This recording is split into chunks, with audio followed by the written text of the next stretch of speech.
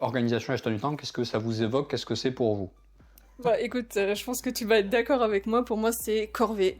Quand j'étais plus jeune, c'est sûrement un peu par ego et par aussi le fait qu'on a moins de choses à gérer. J'étais trop le genre de mec, que ce soit pour les devoirs, les activités, etc., à me dire À l'arrache. tout est dans ma tête. Non, c'est bon, t'inquiète, c'est dans ma tête. Ouais, j'ai un DM, j'ai un DS, t'inquiète, c'est dans ma tête. Aujourd'hui, si vous aviez quelques habitudes un peu piliers dans votre vie, vous pourriez me donner.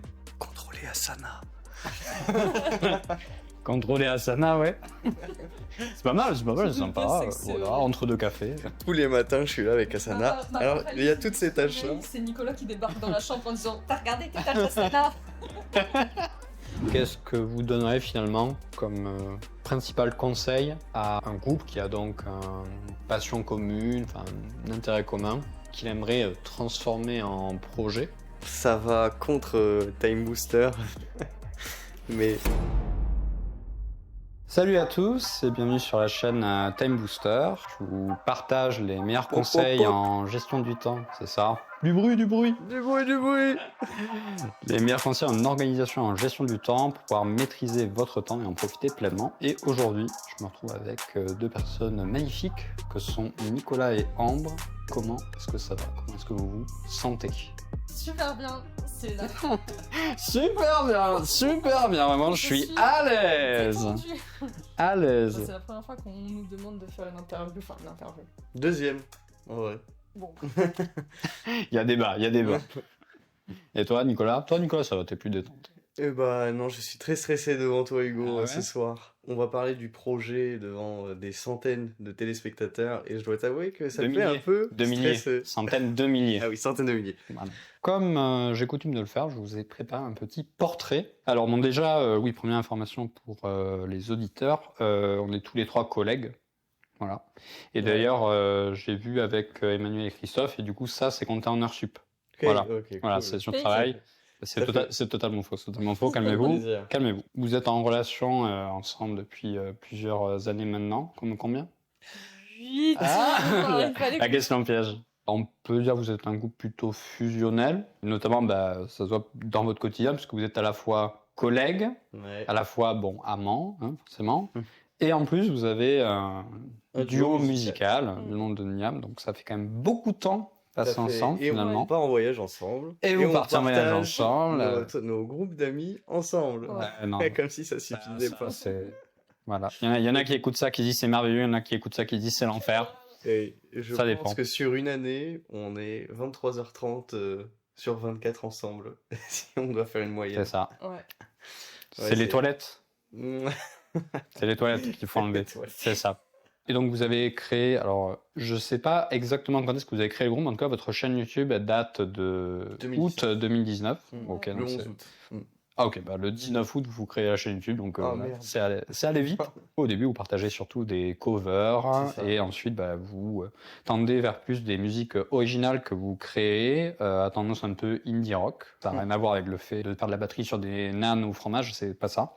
C'est un style musical. Moi aussi, j'étais surpris au début. Et vous avez sorti votre nouvelle EP pour explorer les différentes étapes du processus du deuil et partager du coup une musique chaque mois depuis le début de cette année sur cela. Et en parallèle, vous êtes pas mal présent sur plateformes de format court, dirons-nous, puisque vous faites un format court par jour pour promouvoir votre musique, faire des tutos, faire des petites boutades également, tout ça. Moi, en tout cas, j'aime vraiment bien ce que vous faites aussi, parce que moi, j'aime bien le rock, tout ça, j'ai pas mal passif sur ça. Donc, j'invite tous les auditeurs déjà à aller écouter ce qu'ils font après cette incroyable interview, hein, bien évidemment. C'est un projet qui a l'air de prendre pas mal de place dans votre vie. Du coup, ce sera le thème, justement, de cette interview, c'est comment avoir un projet de couple et l'entreprendre sereinement, en plus de tout ce qu'il y a à côté, quoi. Une première question que je voulais vous poser, comme c'est quand même quelque chose de central dans votre projet, c'est quand que, pour la première fois, vous avez senti que vous commenciez vraiment à vous intéresser à la musique?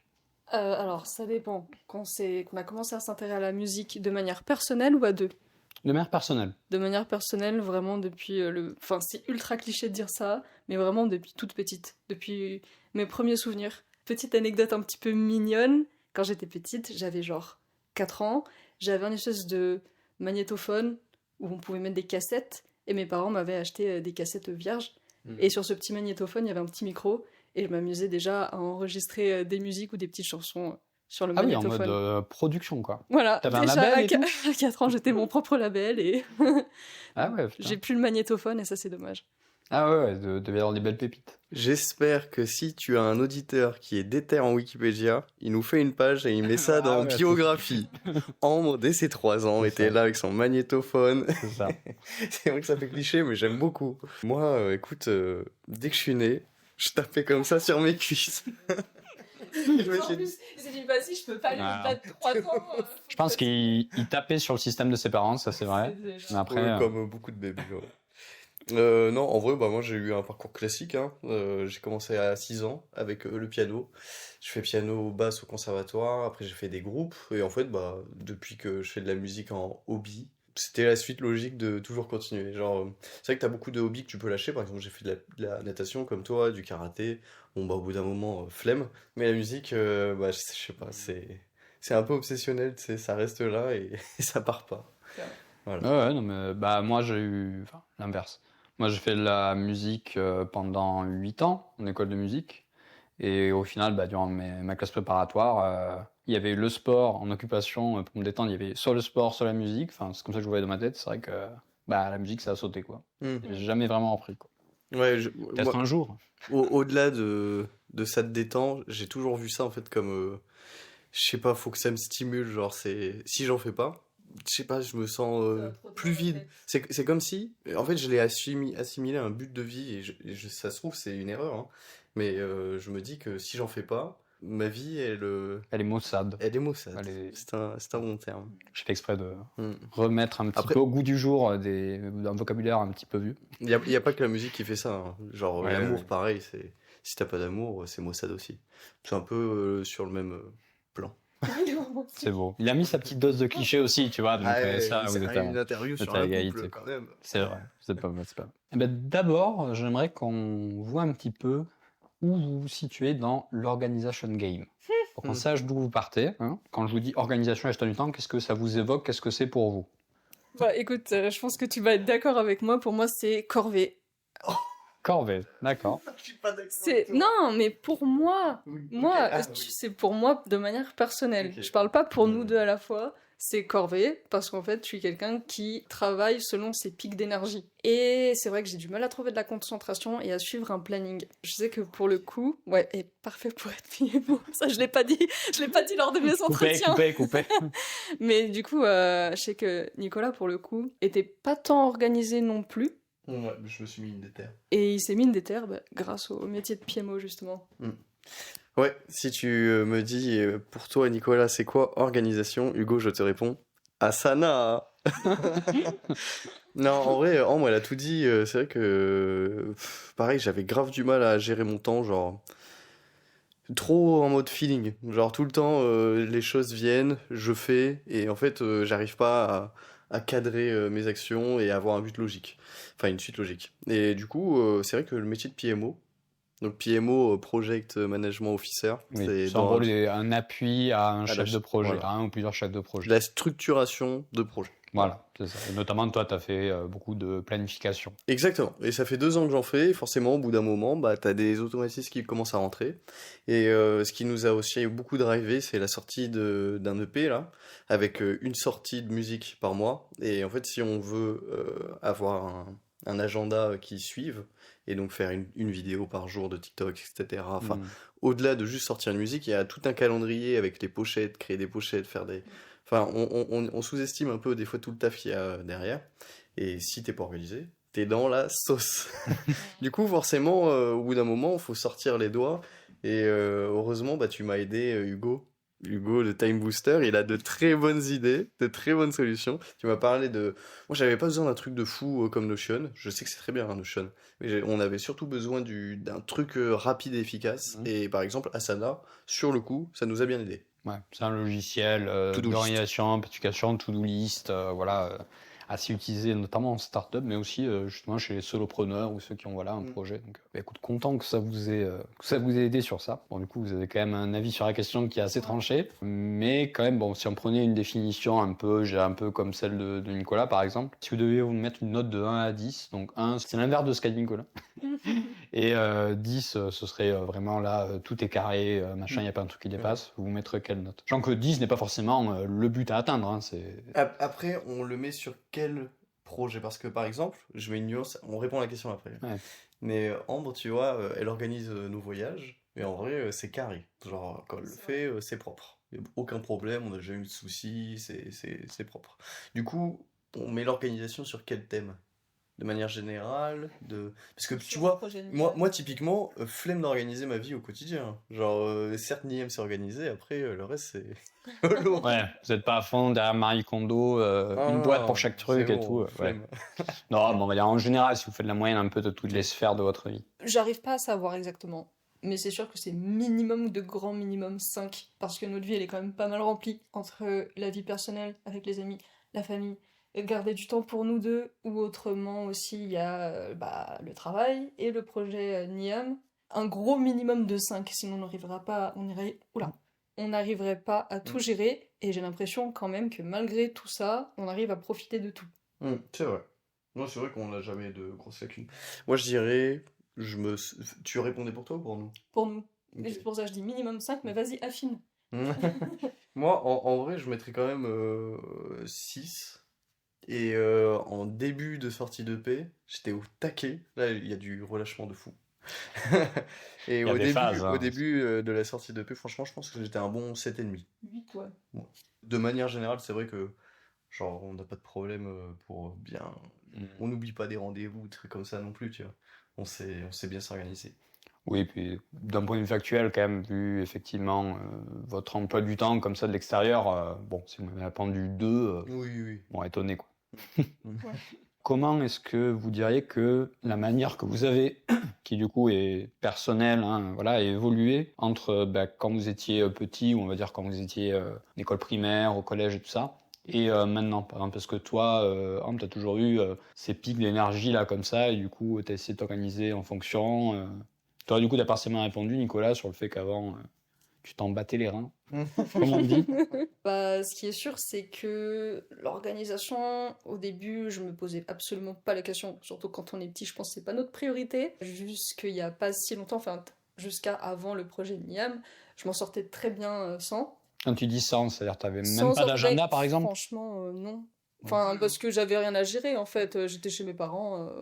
Je pense comme n'importe qui vient encore chez ses parents. Et puis après, avec l'indépendance, en fait, tu te rends compte que tu oublies des trucs. Tu te rends compte que tu as le temps de rien faire, alors que tu as énormément de temps. Et du coup, il faut apprendre de soi-même avec ses défauts. Moi, je sais que j'ai une toute petite mémoire pour les choses sur le court terme. Je suis pas organisée, donc il fallait que je joue avec mes défauts pour pouvoir m'améliorer et trouver des solutions surtout. D'où les plannings, même si j'aime pas les suivre, il faut qu'il y en ait, que tout soit noté pour ne rien oublier. En vidéo, ça. Ça sera ressorti et réutilisé. Contre moi? Oui. Super. Mais c'est vrai, pour le coup, ça, je mens pas. Enfin, j'ai toujours des plannings, je me note absolument tout, même des choses qu'on pourrait penser bêtes, parce que je sais que je l'oublierai. Moi, mon organisation, elle a changé à partir du moment où je notais tout. Quand j'étais plus jeune, c'est sûrement un peu par ego et par aussi le fait qu'on a moins de choses à gérer. Mais j'étais trop le genre de mec, que ce soit pour les devoirs, les activités, etc., à me dire À l'arrache. tout est dans ma tête. Non, c'est bon, t'inquiète, c'est dans ma tête. Ouais, j'ai un DM, j'ai un DS, t'inquiète, c'est dans ma tête. Je faisais totalement abstraction de l'agenda et voilà, tout allait bien. Mais je pense, avec du recul et un peu plus de maturité, que le nombre d'activités était très limité. Donc forcément, c'est simple d'avoir tout ça dans sa tête. Là, en grandissant, si tu sais pas t'organiser, en vrai, tu peux pas faire autant de choses que ce que tu voudrais. Et ça, c'est un vrai problème quand t'as des ambitions dans un domaine. Genre, nous, on veut être, tu vois, avec le projet Niam, on veut gagner une audience, on veut faire des choses pour être découvert. Si on ne sait pas s'organiser, il y a du contenu qui n'est pas réalisé, et forcément, cet objectif d'atteindre d'audience n'est peut-être pas atteint. Donc, Ouais, se donner les moyens de ses objectifs, quoi. Exactement. Ok, très clair. Et aujourd'hui, si vous aviez quelques habitudes un peu piliers dans votre vie, vous pourriez me donner? Contrôler Asana. Contrôler Asana, ouais. C'est pas mal, c'est sympa. C'est que c'est Voilà, vrai. entre deux cafés. Tous les matins, je suis là avec Asana. Alors, il y a toutes ces tâches-là. C'est Nicolas qui débarque dans la chambre en disant « T'as regardé tes tâches Asana ?» Oui, parce que j'en suis allée à ce niveau de mémoire d'oublier de regarder les tâches à ça. Ah ouais. Donc, Il faut carrément des rappels sur le téléphone qui font comme ça. c'est ça. C'est moi le rappel. En vrai, nos habitudes, c'est pas les mêmes tous les jours. On a une routine. Donc c'est pas des En fait, habitudes. oui, bah du coup, voilà, en fait, on n'a pas Après, d'habitude. ça peut être des habitudes hebdomadaires. C'est plutôt ça, ouais. Mais ça dépend dans quel domaine. Si, t'as des habitudes. Oui, enfin... Si on parle des besoins primaires... prendre mon café... Et manger, Je sais pas si c'est faire à pertinent. manger, faire la vaisselle. Mais non, par exemple, sur le projet, nous, on n'aime pas faire tous les jours la même chose, mais on s'est fait une routine par semaine. On sait exactement que le vendredi, ça va être répète, que tel jour, on va faire telle chose. Ok, vous avez des journées thématiques en fait. Ouais, plus ou moins. C'est pas exactement ça, mais pour simplifier, si. C'est vrai que c'est difficile d'avoir une routine parce que l'agenda est archi rempli. Et donc, faut être flexible. Genre, faut être archi flexible, mais par contre, je sais que je me mets des objectifs hebdomadaires ou mensuels. Typiquement, là, en ce moment, je me dis, je dois avoir une idée de prod chaque mois. Si j'ai pas cette idée de prod, et bah, faut que je fasse le nécessaire pour me dégager du temps et continuer là-dessus. Bon, spoiler alerte, c'est compliqué. Mais j'essaye vraiment de m'y tenir. Donc, ça veut dire, je fais en sorte de me dégager un moment, un week-end ou un soir, 2 heures pour faire que de la prod, par exemple. Pareil, les habitudes, c'est toujours contrôler, par exemple, les prochains TikTok qu'on va faire. Et genre, moi, je me fais une liste, je me note plein d'idées. Après, on en parle avec Ambre et je les replanifie. Ma vie, c'est de replanifier toutes les TikTok. Voilà, tout le temps. Et pareil, au final, c'est des sprints à chaque fois qu'on fait. Vous travaillez en mode agile. Hein. Ah bah, on peut pas faire plus agile, là. Vraiment, c'est... t'as un TikTok que tu voulais sortir dans 30 minutes, et bah, 29 minutes avant, on change d'idée. En plus, c'est parce que tu fais de l'escalade, je pense, ça aide pour l'agilité. Ouais. Du coup, si on fait le pont maintenant avec la première réponse que vous m'avez donnée sur votre découverte de la musique, à quel moment est-ce que vous avez décidé de vous lancer dans un projet à deux, donc là en l'occurrence ce projet musical? Ok, story time. Du coup, en fait, on s'est rencontrés en 2016. Et quand on s'est rencontrés, la première chose dont on a parlé, ça a été la musique. La première fois que j'ai rencontré Nicolas, Le premier rendez-vous. mon premier rendez-vous, la première chose que j'ai fait, c'était dégainer mon téléphone portable, des écouteurs, et je lui ai fait écouter un cover que j'avais chanté dans mon coin. Et lui, il a aimé, j'espère. Il a beaucoup aimé. Et en fait, nos conversations, elles ont très vite tourné autour de la musique. Quasiment que de ça. En fait, pendant 2 ans et demi, on faisait nos trucs dans notre coin. Je savais que je voulais me lancer un petit peu dans la musique. Nicolas, lui, il le disait, mais un petit peu... Mais j'avais un projet solo aussi. Nicolas, voilà, il le disait, mais de manière plus sereine que moi. Il avait déjà commencé son projet solo. Flyam, SoundCloud, si j'écoute. Voilà. On ira checker aussi, pour les dossiers. Je sais pas si ça vaut le coup, mais bon, soit. J'en étais fier. À l'époque. Il était fan de flûte à l'époque. Mais bref. Attends, juste anecdote, je fais une parenthèse dans cette story time, c'est juste pour appuyer le fait que la musique a toujours été plus qu'un point commun, vraiment eu un lien très fort entre nous deux. Quand j'ai rencontré Ambre là, c'était en août 2016 et fin août 2016, donc voilà, on sortait ensemble, etc. J'ai acheté un séquenceur, ça s'appelle Machine MK2, donc c'est pour faire des prods. Et ma toute première prod, c'était pour elle, parce que j'étais hyper motivé. En fait, l'amour m'inspirait de fou.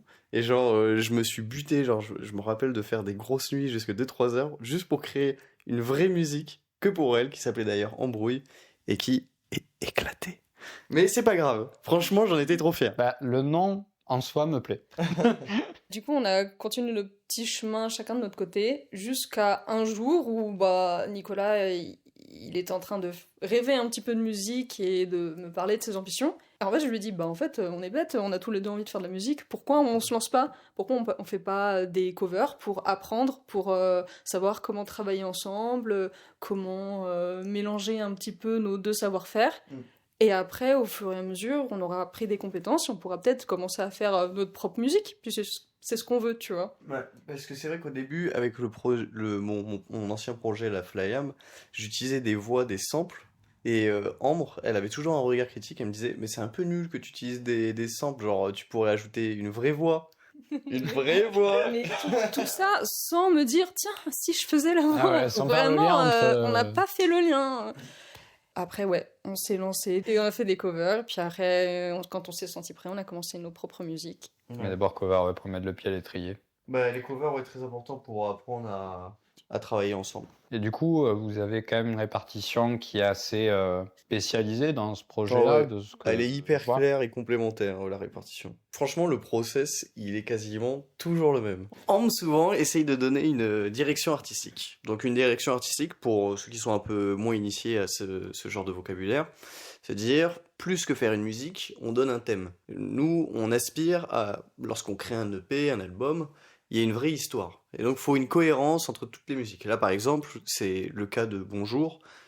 C'est articulé sur le processus du deuil, et donc ouais, voilà, il y a un cheminement logique. Nous, on veut aller encore plus loin, mais il va falloir qu'on prenne en maturité, et Ambre a de bonnes idées là-dessus, et vraiment, c'est toujours elle qui arrive, et qui a une idée de direction artistique, parce que franchement, elle manie bien la plume. Attends, 18 en philo, hein, en prépa. C'est très chaud, c'est très très chaud. Pas mal.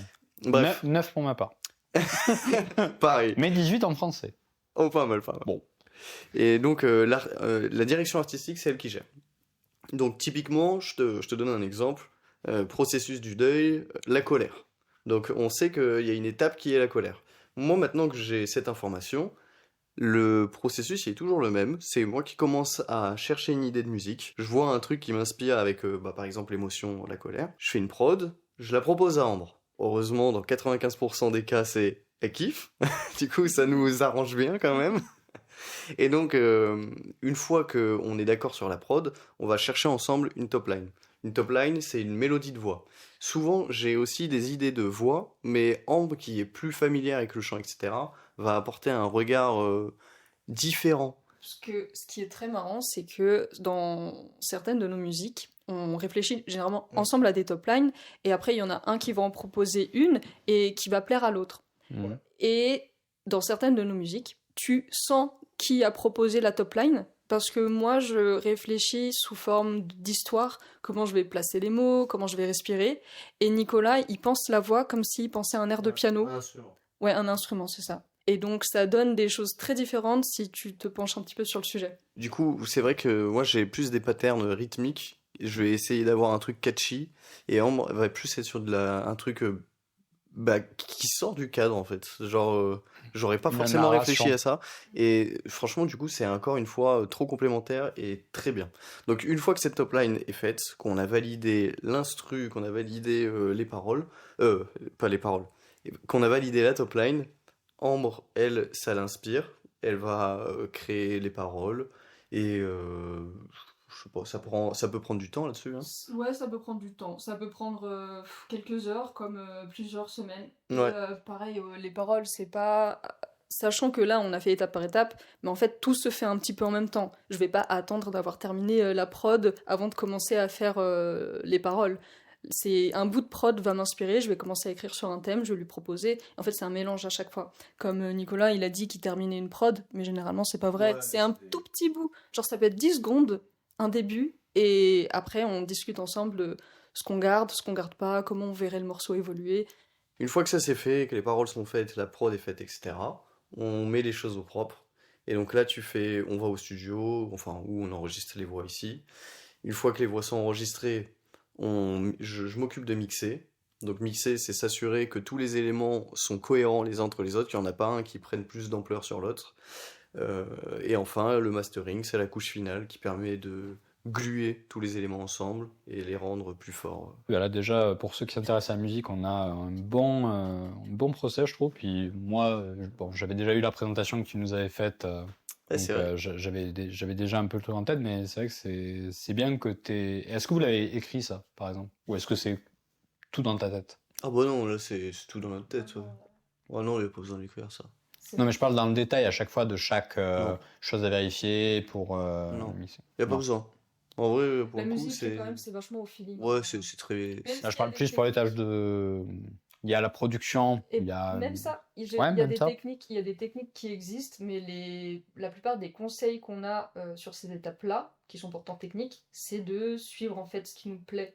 Si pour toi à l'oreille ça sonne bien, il y a un cadre quand même à avoir, Mm. mais si pour toi à l'oreille ça sonne bien, c'est que tu es sur la bonne voie. Il y a quand même une exception où la remarque d'Hugo s'applique, c'est pour le mixage audio. Le mixage audio, c'est vrai que mieux vaut que tu suives un process si tu veux aspirer à un résultat clean. Typiquement, traiter enfin faire de la compression, des EQ, de la panoramique, de l'ajustement de volume, gérer en mono puis en stéréo, enfin, on va pas trop rentrer dans le détail, mais c'est vrai que là, ça s'applique de suivre des détails, et c'est vrai que des fois, je regarde juste à but informatif une chaîne de choses à contrôler. Ok, mais pour le reste, c'est go with the flow. Exactement. Bah, la composition, c'est vraiment full feeling.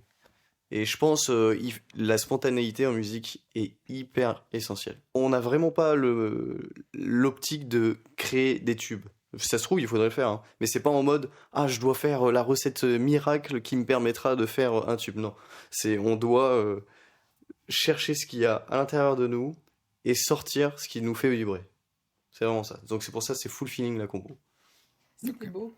Vous aviez dit que votre finalement projet il prenait pas mal d'importance dans votre vie de tous les jours. Comment est-ce que vous diriez que le fait d'avoir un projet ensemble, ça a impacté votre couple, enfin ça continue d'impacter, et vice-versa? Comment parfois des périodes de votre couple ont impacté votre projet? C'est sûr, ça impacte de fou notre couple. Dans le sens où notre quotidien est rythmé par la musique. Genre, c'est vrai. Demain, on va faire un live. Là, en ce moment, on est sur un calendrier où on essaye de faire une vidéo de TikTok par jour. Oui. Forcément, on en parle. Donc, il faut toujours qu'on se filme, etc. Donc, tous les jours, on parle de la musique. Et comme on est un couple, bah, au moindre temps libre, c'est vrai qu'on en parle. Heureusement, c'est pas souvent impactant. Ça peut l'être lorsqu'il y a des tâches qui sont pénibles, parce que la musique, en effet, c'est pas tout le temps fun. Il y a forcément des tâches qui sont un peu plus pénibles que d'autres. Typiquement, faire un TikTok par jour, des fois, t'en as ras le cul. Désolé pour le terme, je sais pas si on peut le dire. Non, on sera censuré. Ok. Voilà. Et donc, ça peut créer un peu, des fois, des mini-tensions en mode « Oh, flemme, mais si, allez, faut le faire, mais si, en flemme. » Mais franchement, à part ça, c'est pas impactant. Après, si on enlevait la musique, je sais pas comment serait notre couple, mais on serait toujours liés. Tu vois, on irait à un concert ensemble, on se partagerait les nouvelles pépites musicales qu'on a découvertes, on s'enjaillerait sur des sons ensemble. Genre, c'est sûr que cette passion, elle resterait un point commun entre nous deux. Moi, en effet, je trouve pas que ça impacte tant que ça, parce que c'est une passion et ça me paraît naturel en fait de partager quelque chose que tu aimes, et en plus on aime tous les deux la même chose. La musique aussi, c'est partager de l'amour. Enfin, je sais pas, moi je n'imagine pas ma vie sans musique et sans le partager avec Nicolas. De toute façon, des fois on est fatigué, parce que c'est vrai, comme on a dit, il y a tous les TikToks, c'est tout le temps dans notre tête. On a déjà pris des pauses pendant les vacances, mais au final très vite ça vient te grignoter revient, le cerveau et t'as besoin en fait de t'exprimer, et je pense que c'est comme ça qu'on s'exprime, c'est comme ça qu'on exprime l'amour, donc bah... Parce que par exemple, typiquement, moi ce que je partage avec ma copine, c'est notamment le sport. Ouais. Par exemple, hier on est allé courir ensemble.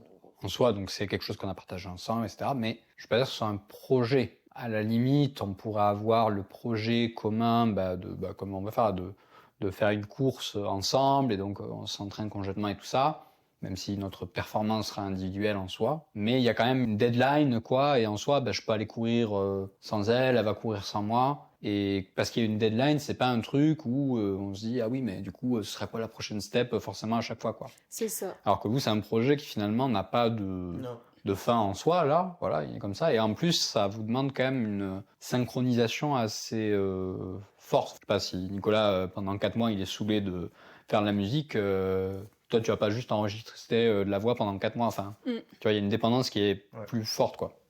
Et je pense que t'as raison. En fait, la seule chose qui, je pense, étonne les gens quand on leur dit qu'on a ce projet musical, c'est juste parce qu'on a officialisé le fait que ce soit un projet. Si on n'avait pas le projet de toujours faire évoluer notre musique et de gagner en auditeurs, et que ça serait resté juste au stade de passion, qu'on partage à deux, comme plein de gens partagent des passions, comme t'as dit, le sport, ça peut être les voyages, ça peut être plein d'autres choses, la cuisine.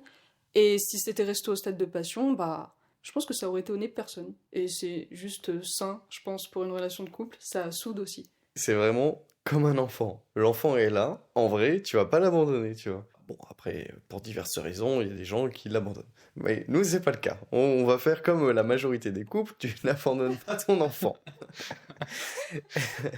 Et du Oui, coup, et tu le découpes pas en petits morceaux pour le mettre dans non, le tu frigo. fais pas ça non Tu fais plus. pas ça non plus. Maintenant, en fait, maintenant que la musique fait partie de nos vies, elle est là. Mais tant que les horizons sont communs, genre, c'est juste logique pour nous de continuer. Toujours continuer. On va pas s'arrêter parce qu'il y a un échec ou autre. C'est vraiment, c'est comme si ton enfant grandit. Et à un moment, il se rebelle ou je sais pas, il ne veut plus voir ses parents, j'en sais rien, tu vois. Mais si à un moment, on est un peu saoulé de faire de la musique, on n'est pas dans une phase de création, bah, on va prendre un... C'est une pause. Voilà, c'est une pause, on va prendre du recul, on va peut-être prendre soin du couple, des trucs comme ça. Mais il est toujours là, l'enfant il est toujours là. Donc au bout d'un moment, il revient et en fait c'est reparti. Le point commun, c'est avoir les mêmes horizons. Et que ce soit pour la musique ou pour le couple ou pour les amis, du moment où tu as les mêmes horizons, tout est plus naturel. Comme tu dis, horizon, c'est-à-dire valeur, Aspiration, objectif long terme. ambition, voilà, c'est ça. Dans la même direction, avoir les mêmes aspirations, les mêmes objectifs. Exemple simple d'horizon, c'est pas vrai, hein. Je veux un enfant, elle veut pas d'enfant. On n'a pas les mêmes horizons, ça va être compliqué. Ça, c'est clair. Et de ce que je comprends, c'est du coup pour vous assez simple de différencier vos temps de couple et vos temps de partenaires musicaux. Enfin, ou alors est-ce que la Alors, frontière est quand même Pour le coup, un peu fine? alors je sais pas toi, Mm. on sera peut-être pas d'accord. Moi personnellement, tout est mélangé. Je ne vois absolument aucune limitation. J'approuve cette réponse. Il y a Ok. zéro frontière. Ouais. Tout est à la fois en fait. Mm. Ça peut être dangereux.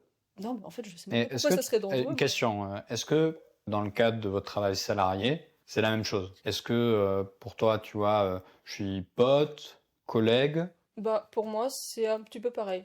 On Mm. pourrait être collègues et potes. Moi, je suis d'avis de, par exemple, quand tu vas au lycée et que tu rencontres tous les jours les mêmes personnes, en fait, c'est ça qui te fait créer des amis. Pourtant, quand t'es lycéen, tu dis pas c'est mes camarades de classe et pas mes potes. Il faut vraiment faire l'indistinction entre, tu vois. Du coup, pour moi, c'est la même chose au travail. Mm. T'es forcé de rencontrer, enfin de voir tous les jours les mêmes gens. Si t'aimes pas ces personnes, c'est embêtant. Mais si tu les aimes bien, je vois pas le problème de transformer ces relations en amitié. C'est Mhm. comme ça que tu rencontres des gens, en fait. C'est en allant tous les jours au même endroit. Et puis au bout d'un moment, tu finis par t'attacher quand t'as des points communs, tout ça. Ouais, après c'est le feeling qui parle. Genre au-delà de... En fait, Ambre, elle a vraiment bien résumé la chose, hein. Si en tant que collègue, on se parle bien, on sent qu'on a un feeling, bon bah ça se trouve, ça va construire une amitié. Mais c'est pareil avec quelqu'un que tu rencontres dans la rue. C'est pas parce que je l'ai rencontré dans la rue que je vais direct m'ouvrir à lui plus facilement. C'est juste s'il y a un feeling. C'est peut-être parce que je pense comme ça que du coup, j'ai l'impression qu'il n'y ait pas de frontière entre notre couple, le travail et le projet. Et est-ce que ça a jamais, du coup, parfois été source de conflit? Quoi, t'as envie de regarder un film, tranquille, machin, et Nicolas, il veut absolument te parler d'un truc, là, sur une nouvelle prod qu'il a faite, etc. Et toi, en fait, pour toi, c'est pas le moment, quoi. Si, c'est déjà arrivé. Wow. C'est déjà Réponse Si, simple. c'est déjà Direct. arrivé, mais après, c'est, je pense, comme n'importe quel conflit, Ouais, n'importe quel couple, ça. soit on discute, soit on s'agace, et puis après, bah, il y a un compromis qui est trouvé, et Après, c'est apprendre à connaître son partenaire. c'est ça. Genre, bah, heureusement, tu vois, ça fait 8 ans, on commence à savoir comment l'autre réagit. Mais tu prends le cas de la musique, Ambre, elle revient du taf, et elle a envie de se détendre, de regarder je sais pas quoi à la télé. Outre la musique, toi, t'as envie d'aller faire du sport, et t'as trop envie d'aller faire du sport avec ta copine. Elle a la flemme. Bon, bah, ça peut aussi créer un conflit de la même manière que si c'était de la musique, en fait. C'est juste sentir, faire preuve un peu d'empathie, comprendre comment son partenaire réagit, ce qu'il a envie de faire sur le moment, et t'adapter. Ouais, du coup, vous mettez pas, par exemple, un truc en mode, je sais pas, à partir de telle heure, on parle plus Ah non, du non. projet. On met pas C'est de vraiment en bloqueur. fonction, ouais, non. Non. Il y a pas de bloqueur. Ouais, non, généralement, on a de la chance. Généralement, on a souvent envie de la même chose. Mais si des fois on n'a pas envie de la même chose, il y en a un qui va parler d'une chose et l'autre de l'autre, d'une autre chose. Et puis après, soit bah, on a chacun envie de pas discuter de la même chose, du coup, bon, tant pis, on va faire nos choses dans nos coins. Ça arrive d'être chacun dans son coin, on n'est pas obligé d'être tout le temps ensemble. Ou des fois, il y en a un qui va changer d'avis, qui va dire ah ouais, t'as raison, en fait, j'ai envie de parler musique. Bah, vous avez quand même des séances de travail planifiées en commun, comme là, les journées thèmes, là, où vous allez dans votre studio. Mais en soi, sinon, ça reste assez flexible, en fait, en fonction Ouais, de je pense. Bah, où vous c'est voulez. la clé, hein, la flexibilité. Au-delà de l'organisation, le cas le plus récurrent ces derniers temps, c'est un TikTok. J'arrive, je dis à Ambre, viens, on fait un TikTok. Ambre, il y a une journée de taf qui est derrière elle, flemme. Bon bah, j'ai deux options. Soit je m'énerve et je reste rivé sur mon organisation et je me dis, mais Ambre, si on fait pas ça, eh ben on suit pas notre calendrier et du coup c'est mort et en fait, je me bousille le crâne parce que c'est pas dans mon contrôle. Ou bien, je fais preuve de flexibilité et soit je trouve une solution pour faire un TikTok par exemple tout seul, ou soit je me dis, mais en fait, genre juste prends du recul sur la situation. N'oublie pas que ça reste une passion, que t'es là pour te faire kiffer. C'est pas procrastine, remets la chose au lendemain, mais prends du recul et vois si tu peux pas améliorer la situation autrement. Et pareil, le deuxième exemple qui se passe en ce moment, et c'est pour ça que c'est bien de s'organiser très en amont, c'est par rapport à nos répètes. En ce moment, en plus c'est l'été, du coup on est invité à faire des événements, et puis il faut quand même qu'on trouve Vous un voyez les équilibre. voisins avec leur magnifique terrasse en C'est train de faire ça, des on barbecues lorgne, bientôt. on a les jumelles et on les regarde. On va mettre une bonne sono là. Il faut aussi quand même profiter, il faut profiter en fait des personnes qu'on aime, du coup. Quand ça tombe sur une journée de répète, on va pas non plus annuler, je sais pas, un événement ultra important avec un anniversaire, un mariage ou je sais pas trop quoi. On va rester flexible, on sait qu'on le prévoit bien en amont et on arrive à décaler les dates de répète. C'est gigabête dit comme ça. Oui, mais c'est une notion effectivement de priorisation parce que Ouais. C'est ça. comme vous avez plusieurs aspects dans votre vie, comme tu as dit, aspect social, ça et tout ça, bon, bah, au bout d'un moment, tu vas te dire, bon, bah, l'aspect salarié, ok, je le mets en priorité parce que voilà, j'ai des engagements, etc. L'aspect famille, bah, alors c'est presque tout le temps prioritaire, sauf quand vraiment il faut qu'on aille, je sais pas, faire un concert, etc. Où là, bah, du coup, non. Donc il y a aussi tout ça. Mais bon, si effectivement vous êtes aligné sur cette priorisation-là, ça va. Mais par contre, on n'arrête pas de survendre la flexibilité, il y a quand même des inconvénients. À toujours être flexible, on peut aussi perdre les objectifs et juste être dans le flot continu des événements qui arrivent à droite à gauche et du coup prendre du retard. Et donc, c'est quand même important d'avoir en tête des objectifs et surtout de connaître les moyens permettant de réaliser tes objectifs. Typiquement, on a 2 lives qui arrivent semaine prochaine, on a besoin de s'entraîner, et donc si on est flexible et qu'on reporte toujours nos créneaux, au bout d'un moment, on va pas pouvoir répéter, on sera pas prêt pour le live. Donc là, on est flexible et surtout on se banalise du temps exprès pour répéter. Et par exemple, tu vois, on a 12 heures de répète semaine pro au lieu de 3 heures normalement. Donc il y a un peu de ça. Et autre cas, tu vois, avec tous les événements de la vie de tous les jours, etc., c'est dur de se poser et de composer. Donc là, par exemple, en août, on se dit, on part 6 jours, 5 jours, je sais plus. Et pendant ces 5 jours, on est enfermés, elle et moi, dans une baraque où on se dit, matin, après-midi, soir, on fait que du son, pas de distraction, rien, pas de potes, pas de je sais quoi, je ne sais quoi, pas de TikTok ni rien, que du son. Et l'objectif, c'est de sortir de là avec des idées de compos, etc. Et donc, c'est quand même important d'être flexible, mais c'est aussi important de se banaliser du temps exprès pour ça. Sinon, en effet, t'avances pas. Vous avez déjà fait ça, de vous mettre en mode moine bouddhiste pendant X jours avec zéro distraction, 100% focus Oui et non.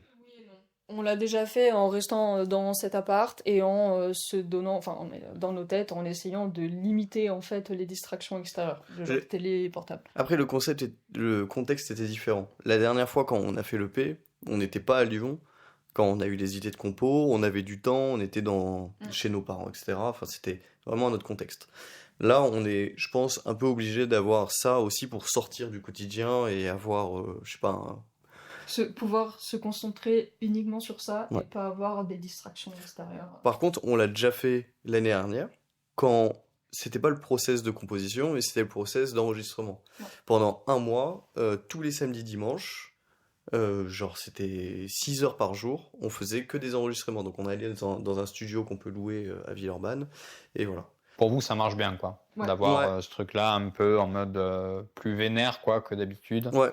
Mais ça marche pas sur le long terme, par contre. C'est Ouais, vraiment sur des périodes fatigant, courtes, ouais. en fait. Il faut vraiment avoir un besoin précis, là, pour le coup. On avait Ouais. un besoin précis, enregistré, parce que tout était fait. Là, on a un besoin précis, trouver plein de directions et plein d'idées pour un nouveau projet. Un objectif, un protocole pour Là, l'atteindre. ça et- sert à rien de s'enfermer dans une baraque une semaine si t'as pas d'objectif précis, tu vas juste perdre ton temps. Comment est-ce que vous déterminez ces objectifs-là? Je sais pas c'est quoi ta réponse naturelle, moi, en mots, mais là, on rentre dans une nouvelle dimension du projet musical, où au début, on se cherchait, on essayait vraiment d'apprendre à trouver notre univers, à créer des musiques qui nous inspirent, etc. L'EP nous a permis d'enfin arriver à ce que nos goûts musicaux soient en adéquation avec ce qu'on produit. Et maintenant qu'on a cette capacité de composer, produire, on va plus rentrer dans une strate de marketing. Genre, c'est-à-dire, on sait que construire une audience, c'est bien, mais ça demande beaucoup d'efforts, et si du jour au lendemain t'arrêtes, bah tout s'écroule. Donc là, certes, on n'a pas encore les résultats qu'on recherche, mais tu vois, on se donne à fond tous les jours, et donc dans une optique de marketing, bah, on sait que on peut pas faire une pause pendant 3 ans sans rien promouvoir. Donc les objectifs en fait viennent naturellement. Donc là, on a fait un EP, on sait qu'on peut pas laisser notre audience dans le flou pendant 2 ans, 3 ans. Donc, on a une idée de calendrier qu'on souhaiterait mettre en place pour toujours stimuler notre audience. Et par exemple, sur l'EP, donc j'imagine qu'un des objectifs c'était de le sortir. Donc ça, bah, c'est fait, hop, voilà, c'est soit oui, soit non. Mais par exemple, sur ça, sur l'aspect, par exemple, de galvaniser une audience pour qu'ils aillent écouter vos musiques et tout ça, est-ce qu'il y a un objectif clair sur ça? Par exemple, parce que vous vous êtes dit, ben voilà, nous, on veut tant d'écoutes sur Spotify, tant de vues sur des vidéos YouTube, sur les shorts. Donc on en produit tous les jours, ça par exemple pareil, c'est un objectif qu'on dirait smart. Mais voilà, est-ce que par exemple ça, voilà, ce truc-là de l'audience, peut-être que quand l'un va dire ça, l'autre va penser à un truc un peu différent, parce qu'il consomme peut-être plus, je sais pas, Instagram, et pour lui ça va être plutôt, si on a tant d'abonnés Instagram, en fait, c'est là la métrique, quoi. Si on parle de chiffres, il y a bien une chose qu'on a appris pendant ces années à faire de la musique, c'est que on peut pas les maîtriser en fait. Ouais. C'est totalement contre-productif de te donner un objectif en termes de chiffres que tu peux pas maîtriser. Te dire que je vais faire cette vidéo, il faut absolument qu'elle atteigne les, je sais pas, 10 000 vues, ça sert à rien. Ou alors tu peux les faire artificiellement avec de la publicité, mais ça n'a pas d'intérêt. C'est pas du tout rentable. C'est très difficile de maîtriser l'organique. Il faut pas du tout réfléchir de cette manière-là. Nous, en tout cas, la stratégie qu'on a choisi d'adopter, c'est de produire le plus possible et de tenter plein de choses différentes. En fait, quand on voit par exemple du contenu de certains artistes, on se dit « Ah, j'aime bien si on reproduisait la même chose à notre sauce. » Puis après, des fois, il y a du contenu qui marche pas du tout et du contenu qui marche bien. Et ce qui est cool, c'est que ça permet aussi de comprendre un petit peu ceux qui t'écoutent. Qu'est-ce qu'ils aiment moins. Puis pour toi aussi, d'apporter un peu de variété. Ouais, c'est ça. Pas tout le temps faire la même chose, sinon ça devient vite chiant. Surtout avec une vidéo par jour. Plus le temps passe et plus on mûrit sur ce sujet. Bon, on est vraiment dans une époque où tous les contenus, ils sont hyper éphémères, mais à un point, genre vraiment, dans 2 jours, t'as buzzé, dans 1 mois, c'est finito. Avec ce contexte, du coup, la seule chose à laquelle on peut prétendre à notre niveau, finalement, c'est de chercher à avoir un mini-buzz. Pas un bad buzz, donc un mini-buzz, c'est-à-dire un mini-engouement sur notre musique. Genre, c'est pour ça que Ambre l'a bien dit, on essaye de varier les contenus pour voir ce qui peut plaire, etc. Et vraiment, là, pour nous, c'est tester tout le temps, continuellement, voir comment les gens seront réceptifs avec ce qu'on leur donne. Et si ça marche, bah, on sait que ça générera les chiffres qu'on attend. Mais on peut pas se dire, l'objectif cette année, c'est de faire 100 000 streams, parce que ça sera juste une source de frustration. Et Enfin, je t'ai coupé, mais c'est quoi la phrase qui est bien la folie? C'est de faire tous les jours la même chose en espérant que quoi? que quelque chose Change, que le résultat soit différent. Voilà. Comme ça. Mais au pire, c'est écrit là. Redis-le. La folie, c'est de faire toujours la même chose et de s'attendre à un résultat différent. Voilà. Là, vous le voyez tous les jours, et vous l'avez toujours pas appris par cœur. Sur une affiche dans l'appart, un point que tu soulèves qui est intéressant, c'est que sur en tout cas la production de short, bon, pour la musique c'est plus compliqué. Comme vous êtes à un rythme qui est quotidien, vous pouvez tester et apprendre très rapidement et Ouais. très facilement. Ah ouais, Parce que en le 5 mois, on a grave changé. temps, le temps entre votre idée, la création et la confrontation à votre audience, il est très court. Pour les musiques, j'imagine, c'est un peu plus, entre guillemets, compliqué de faire ça. Mais en plus, c'est même pas forcément votre objectif, puisque comme tu dis, pour vous, c'est un aspect créatif qui, du coup, sort plus des tripes pour aller vers les autres que une prise en compte des attentes des gens pour se l'insuffler à soi. Je sais pas, après je me dis peut-être il y a des artistes qui essayent de concilier deux, ou il y en a qui essaient de faire un max, voir ce que l'audience attend et essayer de le produire. Après, je pense que t'as vraiment plus du tout la même logique quand t'as ton audience. Genre t'as ton audience, t'as ton EP qui sort, t'as ton album qui sort, tu as mis un certain prix dedans, je dis la merde, t'as mis 10 000 balles, évidemment là tu vas commencer à penser à rentabilité. Nous on n'est pas du tout à ce stade-là parce qu'on n'a pas une audience qu'on peut chouchouter et qui peut nous donner enfin qui peut nous, pas nous payer mais merde. Vous abreuvez de flouze. C'est super bien dit. Comment on pourrait dire? Non, mais là, très Vous bien. saucez. Rabouler la moula. Exactement. Envoyer des pépettes. Et là, il va dire quelque chose de totalement différent, tu sais. Oui, Là.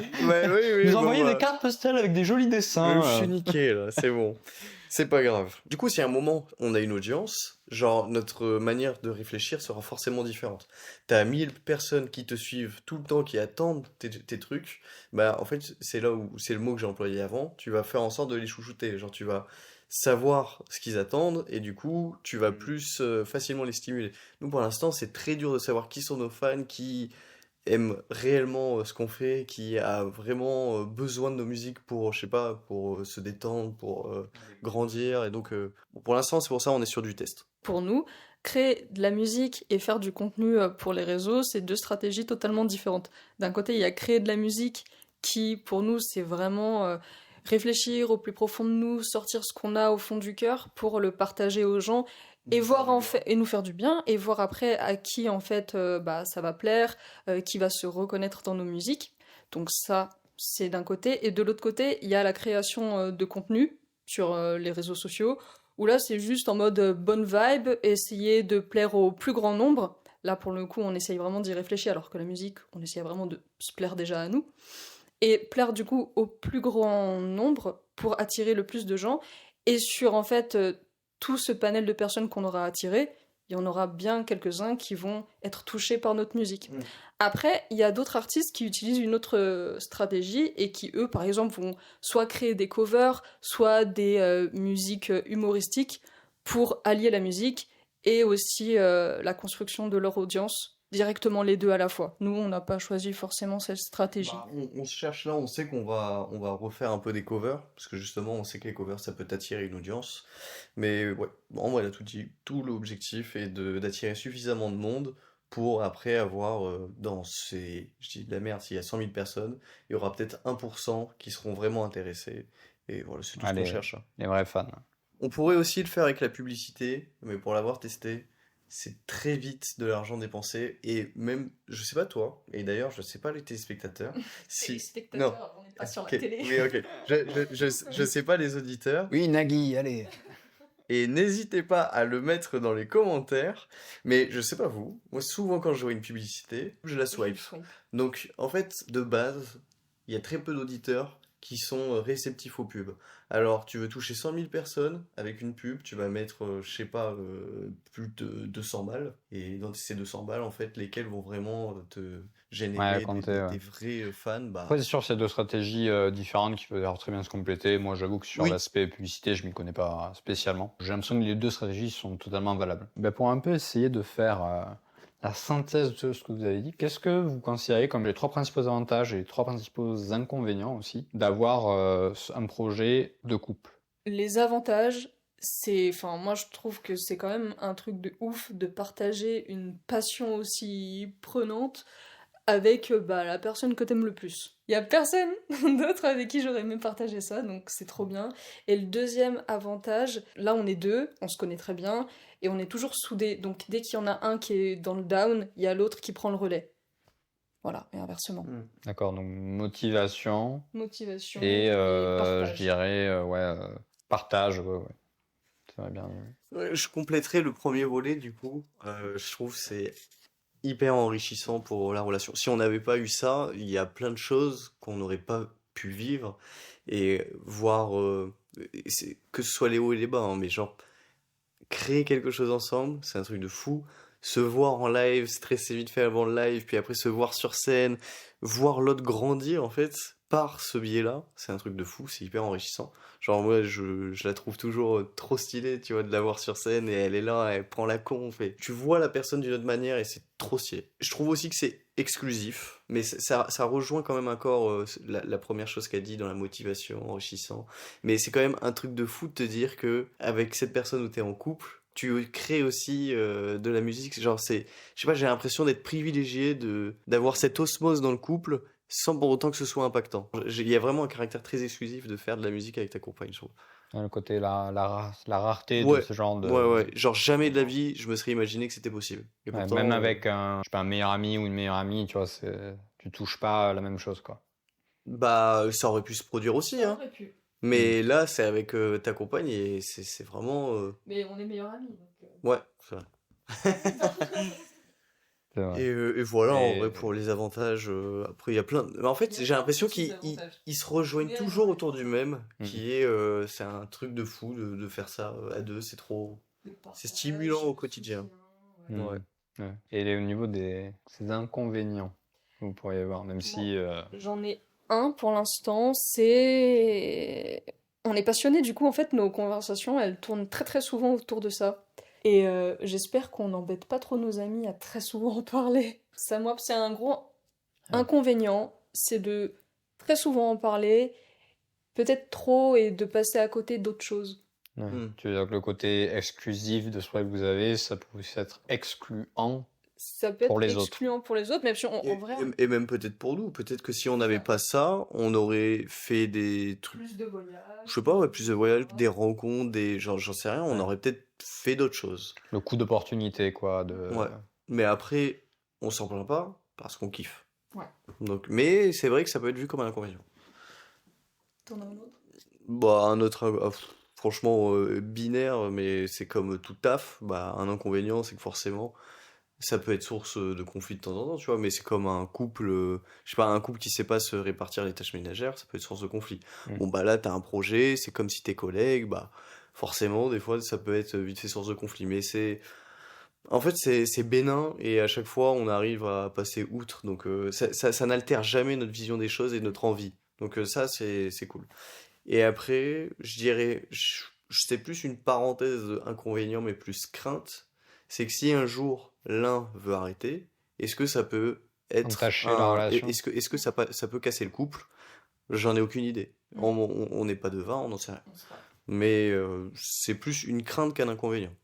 Parce que à ce jour, c'est pas un inconvénient que ce soit nous deux qui faisons de la musique. Ça aurait pu être ça aurait pu être avec n'importe qui. Genre c'est la crainte mais c'est plus dur en fait le fait qu'on soit un couple. C'est vrai que si c'est avec un meilleur pote, voilà, le projet se termine, bon bah peut-être que la relation prend ses distances. Bon bah là on partage le même foyer. Ça Ouais. peut peut-être être Ouais, c'est un autre calcul, Il y mais. en a un qui va dormir sur le canapé. Ah, mais c'est vrai que ça me fait penser à un ami qui, lui, avait enfin, voilà, des perspectives, des envies au niveau de la danse de couple, quoi. Et voilà, il faisait des compètes et tout ça. Et sa partenaire avec qui il était depuis X années, enfin, depuis elle était ado et tout, ben, elle a à un moment, voilà, s'est moins intéressée au truc, machin et tout ça. Elle a essayé de retrouver une personne, puis en fait, elle a réessayé, machin, et au final, bah, bon, là, il l'a mis un peu en stand-by et il en est en mode, bah, c'est vrai que peut-être si je refais quelque chose un peu en mode commission machin, je devrais faire quelque chose où je suis solo, ça dépend que de moi et de personne d'autre. Mais à la fois, bon, il a pu aussi faire des choses qu'il n'aurait pas fait tout seul. Enfin voilà, Bah ouais. c'est toujours le truc, quoi. Ouais. Et je comprends hein, son point de vue, mais s'il n'y avait pas Ambre, je pense que j'aurais peut-être fait moins de choses et j'aurais été, c'est sûr et certain, moins motivé. Et donc quand même partager à deux, on va plus loin. Et si on peut un jour s'enrichir par d'autres personnes qui veulent graviter autour du projet, par exemple, on a une photographe, une pote qui est photographe pro. C'est notre amie, on a cette chance-là. Et franchement, si elle n'était pas là, bah, le projet aurait pris moins d'ampleur déjà. Enfin, on irait moins loin à ce jour que sans elle. Donc franchement, si un jour on arrive aussi à rameuter d'autres personnes, bah forcément le projet ira plus loin. Pareil, on te connaît, t'as ton projet, on a notre projet. Aujourd'hui, on fait cette interview, ce qui est archi drôle. Et ben encore merci. Et bah voilà, tu vois, Ouais, à puis chaque, la à chaque- prochaine fois, je pourrais chanter sur un EP, voilà. Et Avec puis ma belle voix de baryton. quand on aura percé dans quelques années, on refera un format, et puis ça sera un format différent, parce que voilà, Ça. on se sera enrichi mutuellement, et... Ouais, c'est ça. Puis vous ferez un feat avec Kenji Girac, puis là, ça Ah passera ouais, tous les ouais, ouais. scores. Enfin, le sosie de Kenji Girac. C'est ça, mais pas de voix. Et du coup, bah, qu'est-ce que vous donnerez finalement comme principal conseil à un couple qui a donc une passion commune, enfin, un intérêt commun, qu'il aimerait transformer en projet? Ça va contre Time Booster, mais feeling. Genre, genre en fait... Coupé. Non, mais en vrai, pour moi, la spontanéité est trop importante pour la laisser de côté et de penser que avec sa tête, de toujours réfléchir, de toujours être dans l'anticipation, la pensée, etc. Non, faut juste s'écouter et prendre son temps pour ressentir, comprendre vraiment ce qu'on a envie de faire et faire confiance à l'autre. Et logiquement, ça rejoint ce qu'on s'est dit avant. Si on a les mêmes horizons, qu'on a cette spontanéité en commun, ça devrait bien se passer. Bah, il a tout dit. Le meilleur conseil, rien à ajouter. Eh ben, je n'ai plus que 3 petites questions pour clôturer cette magnifique interview. Alors là, il y a l'EP, finalement, il reste combien de chansons là Il reste 2. Il en reste 2. Ok. Et donc, une fois que cette EP sera conclue, c'est quoi votre prochain objectif du coup? Bah là, du coup, les 2 prochaines devraient sortir avant la fin de l'été. Et notre prochain objectif, c'est toujours de continuer à construire notre communauté en proposant du contenu peut-être un petit peu plus intime, en emmenant les gens en fait dans la création d'un futur projet. Et évidemment, en parallèle, continuer le live pour toujours s'entraîner parce qu'on est encore des néophytes là-dedans. Il y a encore beaucoup de stress pour ma part à apprivoiser, à avoir confiance en ce que je fais, à maîtriser l'art de la scène. Et troisième étape, c'est évidemment de créer un nouveau projet. On a déjà quelques idées, mais notre petite retraite dans la pampa va nous aider. On espère. Ça se trouve, on va sortir de... Et c'est pour ça qu'il faut vraiment, encore une fois, faire confiance à sa spontanéité. Parce que si tu arrives dans la pampa, tu te dis, je dois faire 5 musiques, vraiment, sinon je suis stressé, bah c'est mort. Genre, faut vider sa tête et y aller en mode... Et prendre du pas plaisir. trop... Ouais, prendre du plaisir. Prendre du Mm. plaisir et pas trop de stress, sinon c'est mort. Toujours ne jamais se donner des objectifs sur ce qu'on ne peut pas maîtriser. Oh ouais. Après, là, pour le coup, Je le vais fait pas de lâcher. produire 5 musiques, tu le maîtrises. Tu maîtrises pas la qualité ou les attentes vis-à-vis Ah de ces oui. musiques que tu auras, mais le fait de créer 5 musiques, tu peux le faire. Oui, Il y a qu'à voir le Joule. c'est faisable, mais si tu crées des trucs et qu'au final après t'es vraiment pas satisfait et que tout part à la poubelle, bon c'est dommage, vaut mieux. cherche en tout cas, nous. Ouais. Bah, on aura bien défini les objectifs, mais je les compléterai un petit peu. C'est vrai que ce qu'on cherche, c'est s'améliorer en live et on cherche activement des structures d'accompagnement qui peuvent nous amener à un niveau plus haut dans notre manière de faire du live. Donc là, on y va vachement avec notre et notre couteau pour faire quelque chose qui nous paraisse bien. Mais ça se trouve, il y a des trucs qui sont nuls à Bah là en fait on atteint vachement les limites de ce qu'on peut faire en autodidacte. Ouais. On n'a pas de retour de professionnel qui peut nous dire ah mais en fait ça va pas, tu pourrais l'améliorer de telle manière, ah ça c'est vraiment ton point fort. On a juste bah les potes et nos potes c'est l'école des fans. Même s'ils ont des très bons conseils à chaque fois, il y a un moment où là on sent qu'on atteint une limite et qu'on a vraiment besoin d'un regard extérieur. Donc on a besoin de ça. On a besoin aussi de faire du réseau. Donc là, on est encore une fois, on commence à se lier à quelques artistes, etc. Ça reste assez formel, un peu comme si tu discutais avec des collègues. On n'est pas avec des liens très intimes avec d'autres artistes. Donc ça, je pense que c'est quelque chose aussi sur lequel il faut progresser, mais ça viendra petit à petit. Et au-delà de juste des artistes, bah, peut-être un réseau de professionnels qui, comme la structure d'accompagnement, peut nous faire des retours sur notre projet.